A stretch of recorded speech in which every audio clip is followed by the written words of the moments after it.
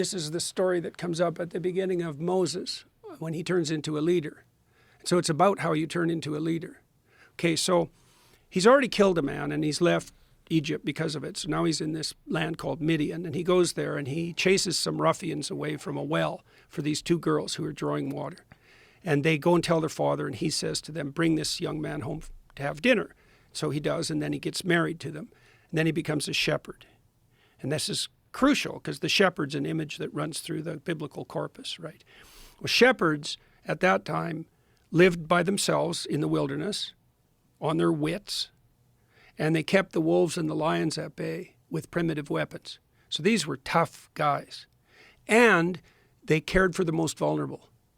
So a shepherd is an image of optimized ordinary masculinity. You can take care of yourself, you can keep the monsters at bay, and you attend to the most vulnerable. So Moses has got that. He's a shepherd. He's a successful shepherd. So now he's out there one day wandering around Mount Sinai. And Mount Sinai, or Mount Horeb, that's the place where heaven and earth touch. So that's where the messengers of the divine descend to earth.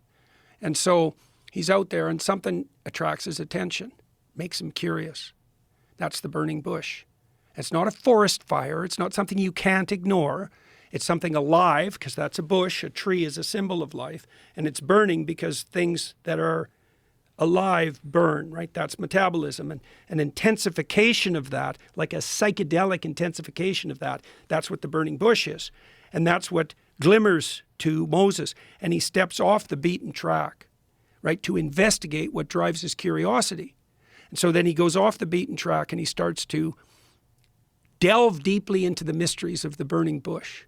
And at some point he realizes he's on sacred ground. He takes off his shoes. That's a symbol of willingness to transform identity, because shoes signify identity, right? They're part of your costume, your working man's costume.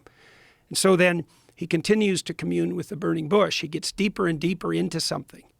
He makes himself a specialist by following what compels him and delving deeply into it. And when he gets deep enough into it, to the bottom, the voice of eternity speaks to him and says, you're now no longer who you were.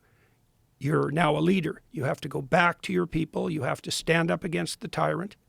You have to tell the slaves that they need to leave their tyranny and their slavery and serve me in the wilderness.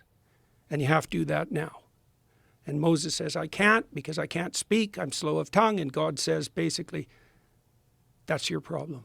And with me on your side, we can sort that out.